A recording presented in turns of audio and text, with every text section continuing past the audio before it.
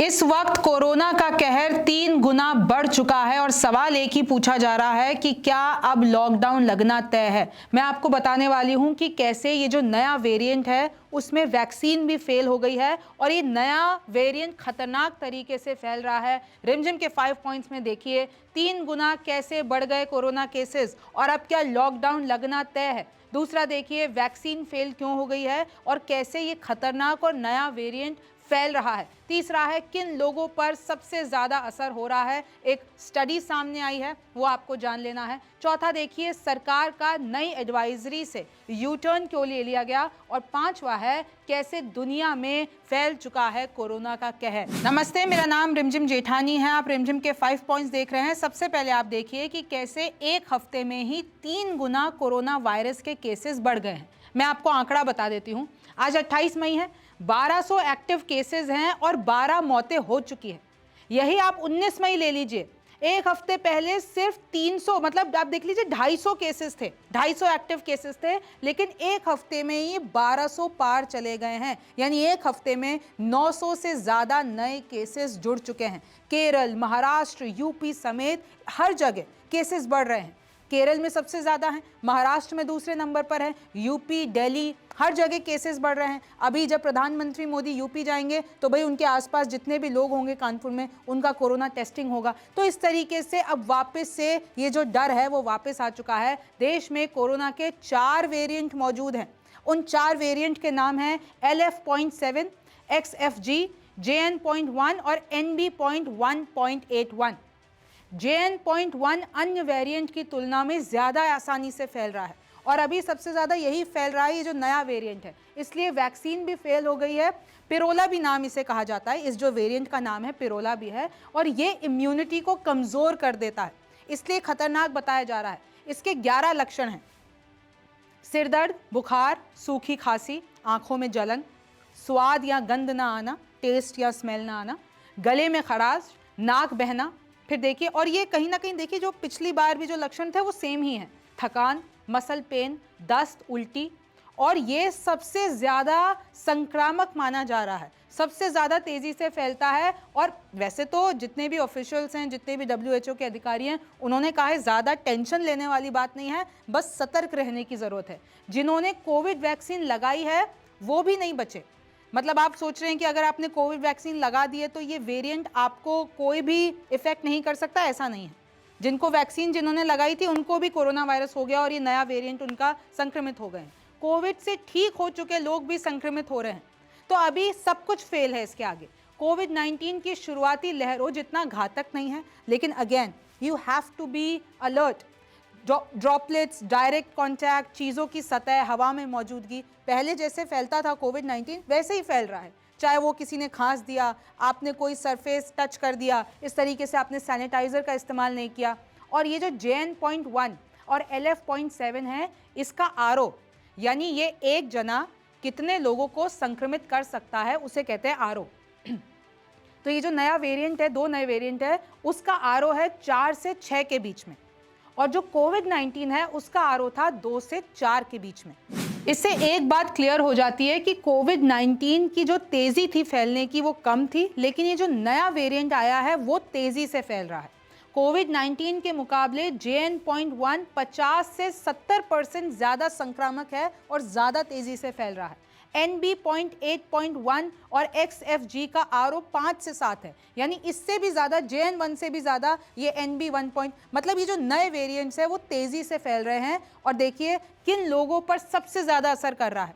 तो अभी जितने भी केसेस आए हैं, जब उन पर स्टडी की गई तो ये पता चला 65 ईयर्स से ज्यादा उम्र के बुजुर्ग।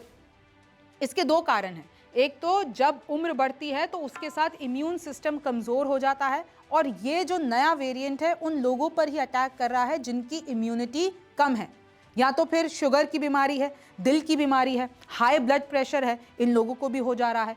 1 साल से कम उम्र वाले बच्चों को भी हो रहा है, ये देखा गया है और उन लोगों को निगरानी में रखा जा रहा है।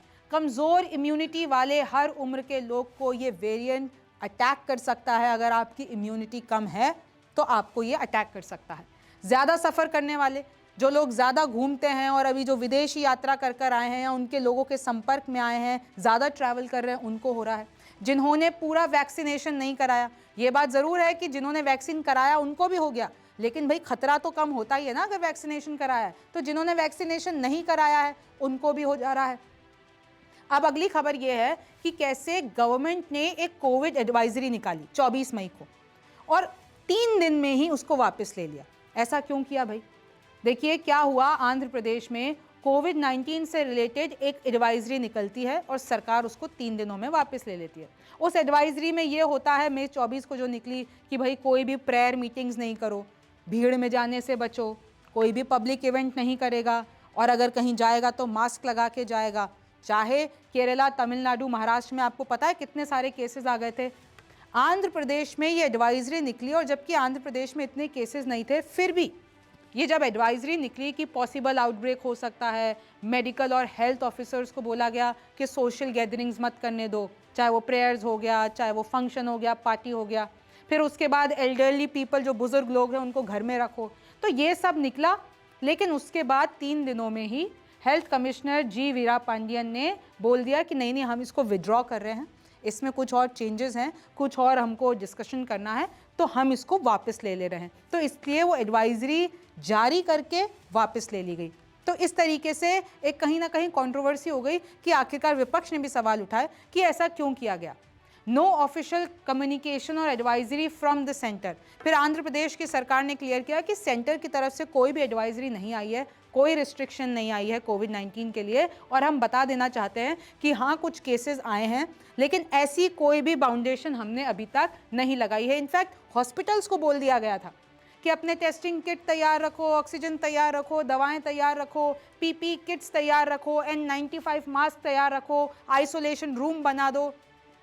कुछ याद आया, डेजा हुआ आपको कि किस तरीके से आप भी इसी दौर से निकल चुके हैं, लेकिन फिर YSRCP बोलती है कि एडवाइजरी विड्रॉ की गई। ये कुछ राजनीति खेल है। हालांकि मैं राजनीति में नहीं जाऊंगी, मैं आपको यहाँ पर इंफॉर्मेशन देने आई हूँ और मैं आपको फिर बता रही हूँ, आपको अपनी इम्यूनिटी का ध्यान रखना है और जो प्रिकॉशंस आपने कोविड की, चाहे पहली लहर हो, दूसरी लहर हो, तीसरी लहर हो, जो आपने प्रिकॉशंस लिए थे, आपको फिर से वही प्रिकॉशंस लेने हैं।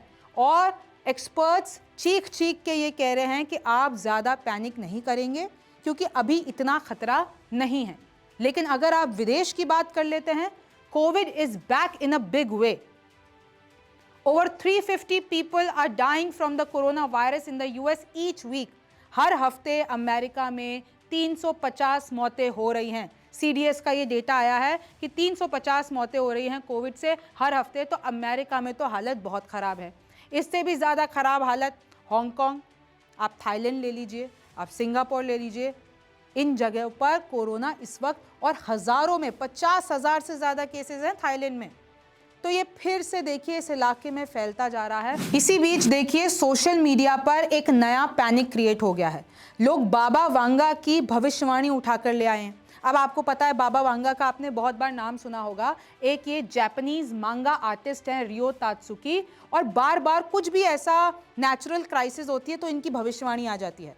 तो अब ये भविष्यवाणी भी आ गई है कि भाई तात्सुकी की 1999 की बुक में प्रिडिक्ट किया हुआ है कि एक वायरस 2020 में के अप्रैल में गायब होगा और 2030 में ग्रेटर तबाही के साथ वापस लौटेगा। यानी जब 2030 में वापस आएगा ये वायरस, तो जितनी जानें गई थी उससे ज़्यादा जाएंगी, जितनी तबाही मची थी उससे ज़्यादा तबाही होगी। reappear with more ferocity, killing more people and upending global health system once more। यानी 2030 में एक बार फिर से एक वायरस उतना ही आतंक मचाएगा और पिछले वाले आतंक से ये ज़्यादा होगा। तो ये ऑनलाइन पैनिक हो गई है क्योंकि ये जो बाबा वांगा की भविष्यवाणी है, और बहुत मौक़ों पर ऐसा हुआ है कि बाबा वांगा की भविष्यवाणी सच बताई गई है, बहुत से ऐसे केसेस हुए हैं, तो लोग अब पैनिक मोड में आ गए हैं। लेकिन मैं आपको क्लियर कर देना चाहती हूँ कि आपको पैनिक की स्थिति में आने की ज़रूरत नहीं है, क्योंकि जितने भी डॉक्टर्स हैं, जितने भी एक्सपर्ट्स हैं, और इनफैक्ट WHO तक ये कह रहा है कि अभी खतरनाक वाली स्थिति है ही नहीं। ये वेरिएंट को सिर्फ निगरानी की ज़रूरत है, पैनिक वाली स्थिति नहीं है। जो पहले हुआ था वो वापस नहीं होगा। और लोग तो ये भी कह रहे हैं ना, क्योंकि आप देखिए जब पहला लॉकडाउन लगा था तो 500 से 600 एक्टिव केसेस थे और लग गया था पहला लॉकडाउन, तो आज तो 1200 से ज़्यादा केसेस हैं। तो क्या फिर से मोदी जी लॉकडाउन लगा देंगे, ये सवाल है। लेकिन ऐसा कुछ होगा नहीं, अभी तक ऑफिशियल जानकारी नहीं आई है। अगर आगे कुछ होता है तो उसके लिए हम और आप तैयार हैं। आप न्यूज़ 24 देखते रहिए। आप रिमझिम के 5 पॉइंट्स देख रहे थे। मेरा नाम रिमझिम जेठानी है। आपसे फिर मुलाकात होगी।